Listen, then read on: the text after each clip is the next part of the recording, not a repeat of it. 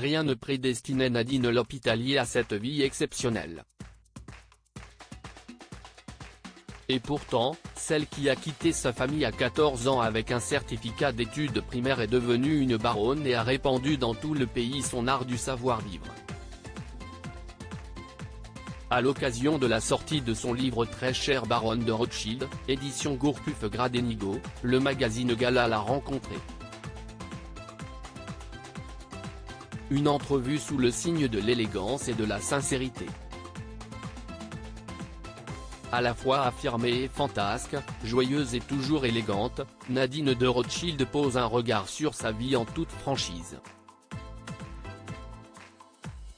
Ancienne mannequin et actrice, la mondaine de 90 ans se souvient de sa jeunesse, quand elle faisait tourner toutes les têtes, « J'étais une geisha. J'ai toujours fait croire aux hommes que je les admirais, même si parfois je pensais le contraire. Je leur dois mon succès. Je ne leur disais jamais non mais peut-être. J'ai su me faire désirer.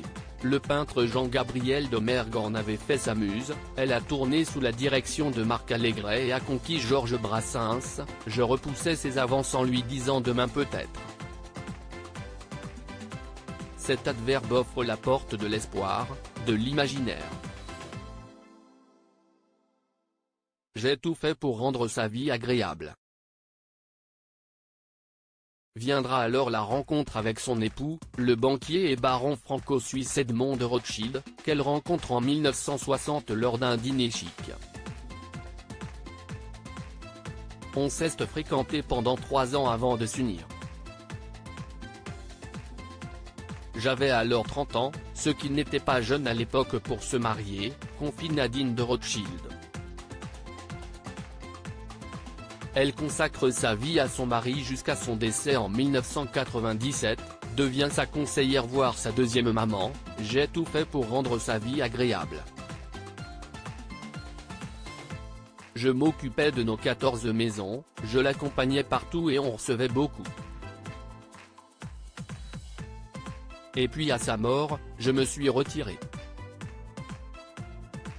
Le drame de sa vie, la mort de son fils unique. Si elle a laissé toute la lumière à son fils unique Benjamin et la jouissance de leurs biens les plus emblématiques comme le château de Prégny, en Suisse, de l'hôtel particulier de la rue de l'Élysée ou encore la présidence du conseil d'administration d'Edmond de Rothschild Holding SA, elle a fait ensuite face au pire, enterrer son enfant.